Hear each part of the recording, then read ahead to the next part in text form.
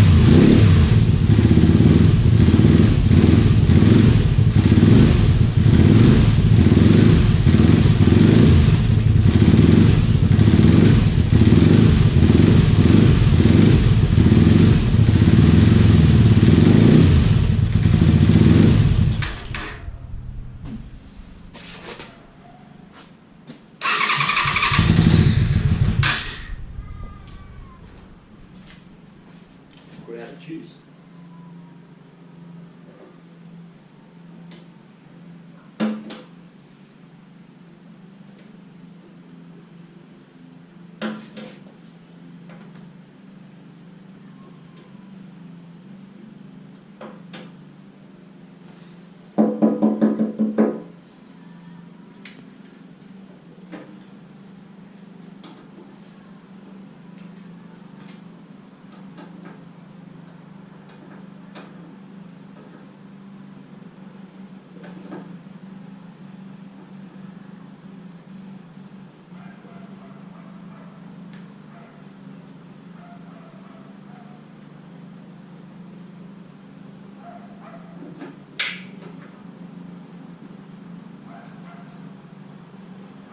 Yeah, that doesn't look too good.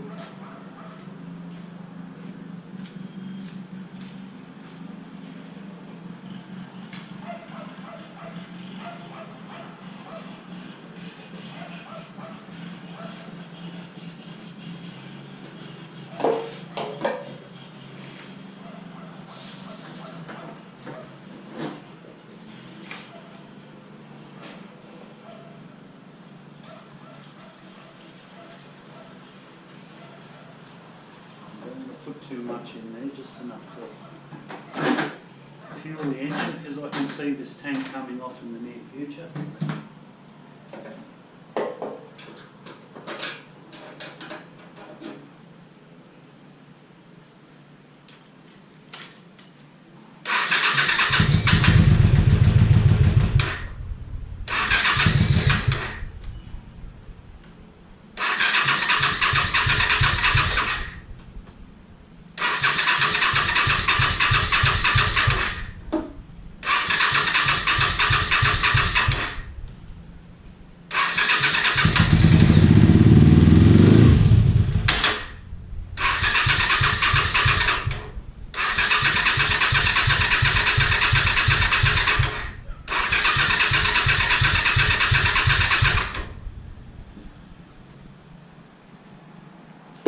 You guys might notice that I just don't keep winding it over and over and over, because that's not going to do your starter motor.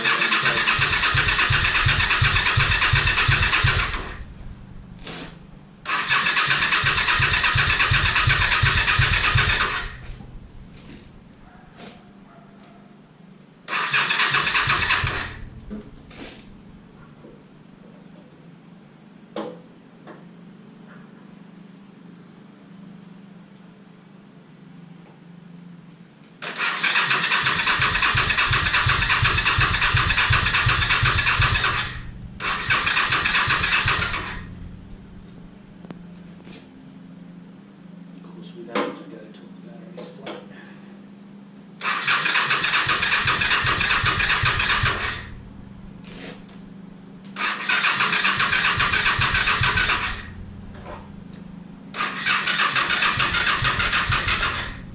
Just about it.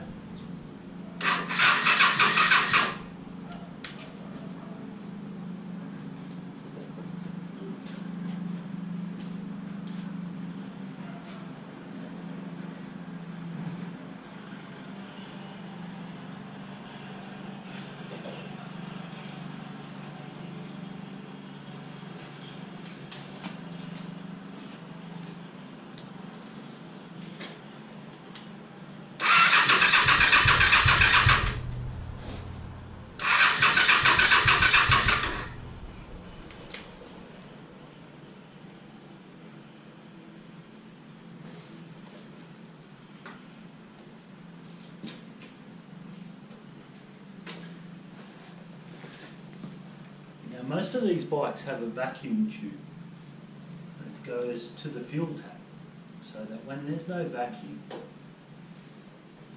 there's no flow of fuel through the fuel tank.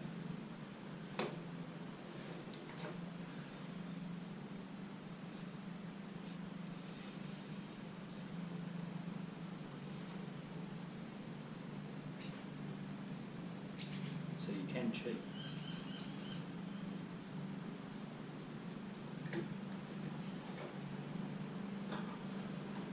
That's yet another thing that's right up and cracked on, I think.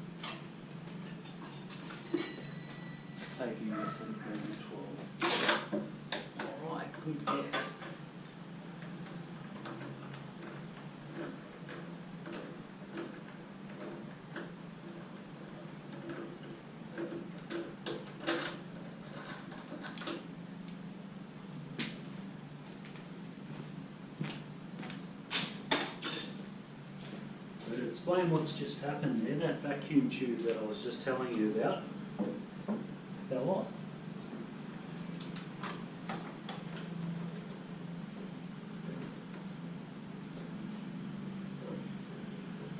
It feels very good.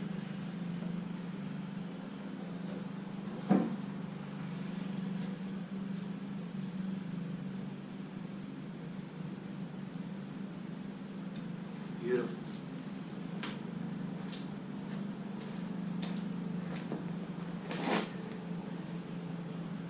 Let's have a close look at what I've just seen. No, not the crummy Land Cruiser.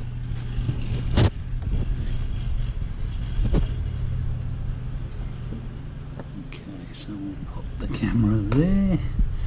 Okay, so I'm applying vacuum to it. So we've got a leak there.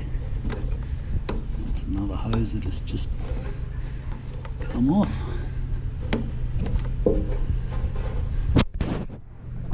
Pushes down for a second.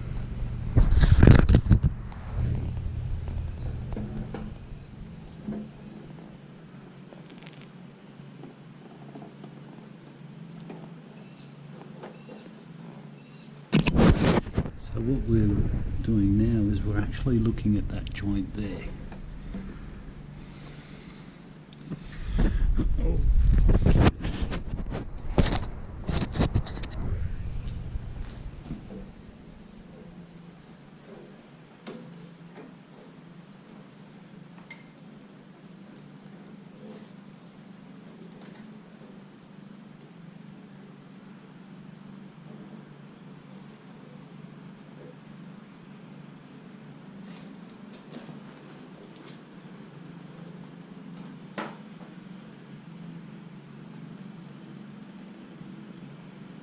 Okay, that's that back on.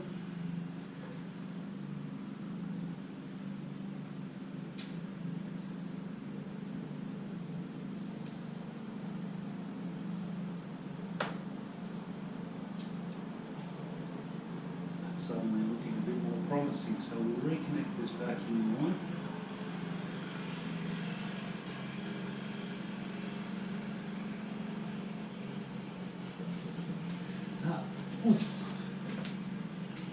Find our key. Try again.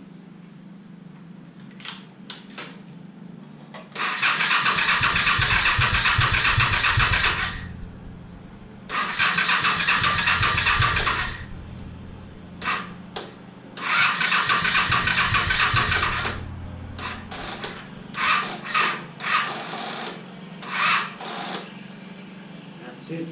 We're out of that. So close. So what you can do is pick up the phone. What you can do is just pretty much leave that there and let the battery recoup a bit. This does work to a degree. With the ignition off and no drain on the battery, it might come back. Just enough to get a start out of it. Let's find out. I'm going to go make a cup of coffee. Okay, so I've got myself a cup of coffee.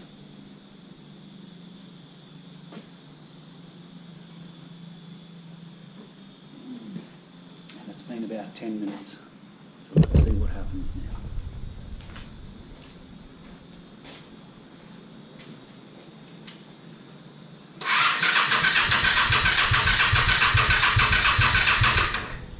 Has picked up a bit.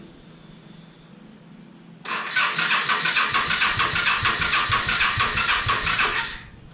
I don't think it's going to do it.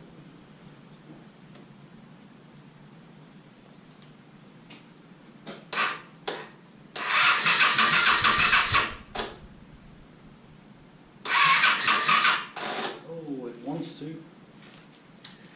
It's just not quite spinning over fast enough.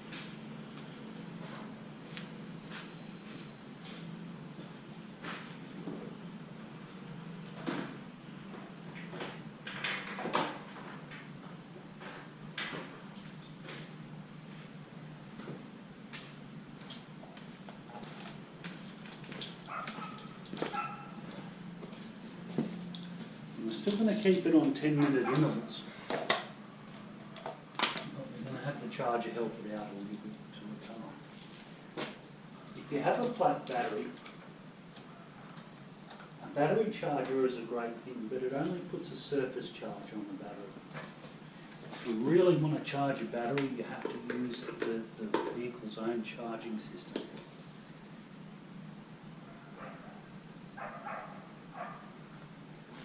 So I'll let you guys have a bit of a look at this. I haven't bothered to disconnect anything or anything like that. Screen to turn around, so it's basically red to positive, black to negative. Charger indicates it's charging, that's the green light. And well, that's all pretty self-explanatory over there. So what have we actually discovered so far? Okay, what I found is that this T-piece in here that you can see in the centre of that image. This motorcycle has two carburetors, one per cylinder, and that T-piece, the joint that's immediately in front of us, this one here, that wasn't on all the way. I have no explanation for that. The second thing that we've found is this vacuum line here.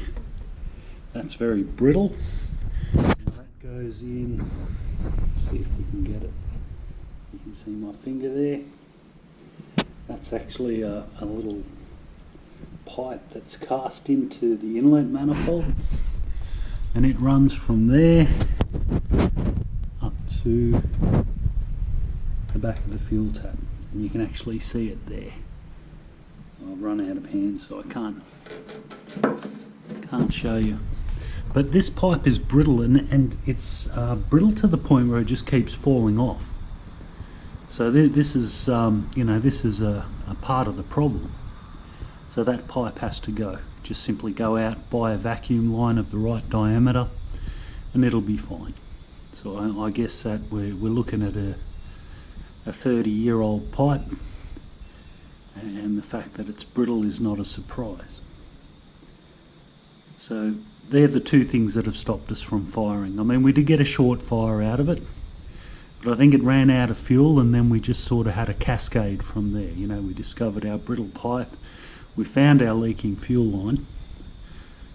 It was obviously just running off what was in the carburetors. So we're going to give her a little while to pick up a charge, and we're going to try again. Okay, so I've drunk my coffee. I'm going to try again. Disconnect the charger, turn it off first, of course. And let's see what happens this time.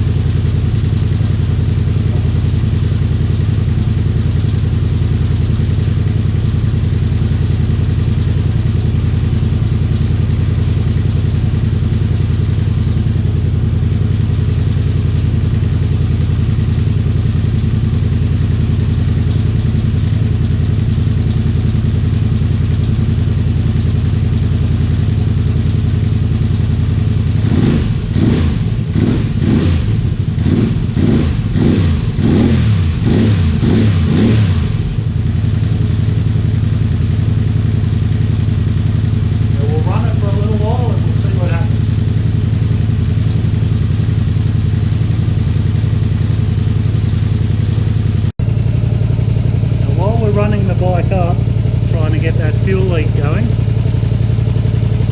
It doesn't hurt to put a multimeter on the charging system. This bike is an unknown quantity to me. A multimeter looks like that, and that right now is telling me that the battery is charging. It's 13.6 volts going through it at idle, which is pretty good. It's alright. Now if I can get that to stay on there, give her a bit of a rev. And of course it came off.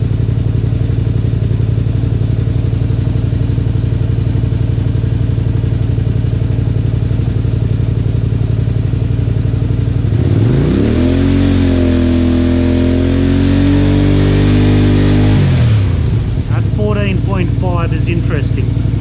Tells me that the regulator probably is putting too much into this battery. So that's something we need to keep an eye on.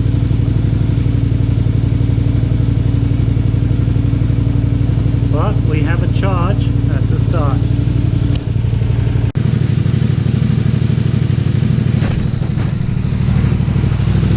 So we've run the bike right up and our fuel leak has disappeared. But I'm going to go on the side of caution and I'm going to replace those fuel lines anyway. So I need the bike to be reliable. And I want to go for a ride up to the back end of nowhere and find that suddenly I've got a fuel leak. I don't like inline fuel filters anyway. Most bikes have their own fuel strainer that's no less effective than that inline filter. All you're doing is putting an extra restriction in there. You can see that filter is quite clean. It hasn't done anything. It's not doing anything. It has no practical purpose. All it does is create two extra joints where you can have a fuel leak. Now I've brought the bike up to temperature.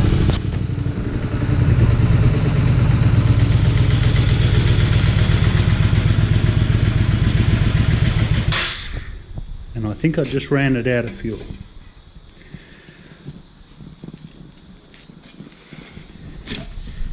And it just stopped of its own accord there.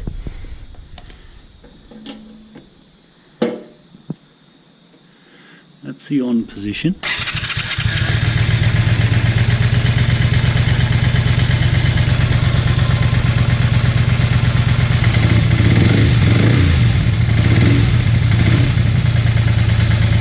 I think the whole fuel system needs a quick look at.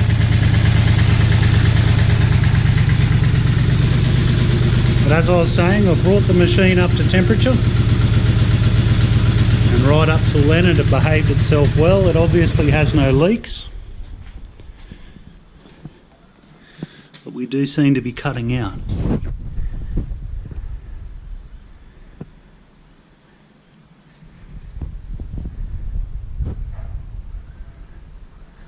And I think we should try and work out what that is.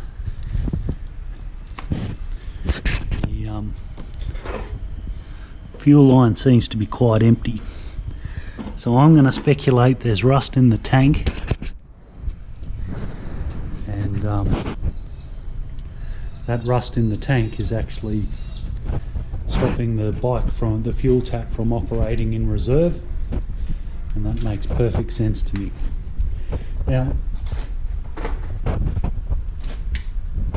the idea of this bike is to prepare it for a blue slip. It hasn't been registered in God knows how long.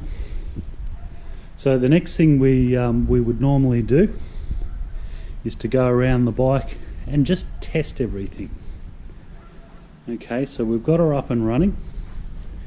Now we need to determine just how functional everything is. So sound your horn, use your indicators, use the brakes, foot and hand, and look at the lights, make sure everything works, because that's one of the primary things of a blue slip, is just to make sure everything works. Look at the brakes, the brake pads. We've got aftermarket braided lines on this for some reason. Other items as well, like these mirrors. I'm a big, when a bike gets to this vintage, I think that they should be in stock form. I don't like these mirrors. I don't think you could see worth a damn with them anyway. And mirrors is just one of those things that, you know, they are there to save your life. And massive legal bills. There's nothing worse than sideswiping a car because you didn't see it, spending a bit of time in hospital while you recuperate, if you're lucky to have survived it, and then coming out to the legal battle because, you know, you basically hit someone and they want their vehicle repaired. So these are all things to consider. You know, so try the lights. Look at the obvious stuff. Do the tyres have tread? We can see that the bike has no oil leaks. It did have a fuel leak. We fixed that. You know, it's a question of just looking for the obvious first up. And then when you go for your blue slip, the mechanic will look at things probably a little bit more meticulously than your average person, and he'll tell you what needs to be fixed.